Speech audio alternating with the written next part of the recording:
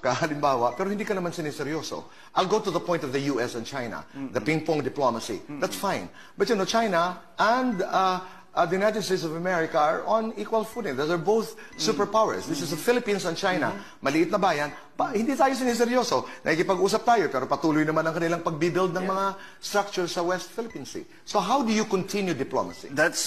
I think that we must engage. There is no other way. Anong ibang mga solusyon? Sasabihin natin, yung United States, pumasok uli kayo dito sa Pilipinas, kayo mag-defend sa atin. Eh, hindi na pwede yun. Hindi na, kasi kung minsan... Pero malaki ang interest nila sa South China Sea. Malaki talaga ang interest sila sa South China Sea. That's about over $5 trillion that pass through. But we have to get past the old thinking ng Cold War na meron tinatawag na spheres of influence. Yeah. Bawat bansa namimili sa US kami, sa Soviet Union kami. Hindi na ganun ngayon. Ang iisipin lang natin,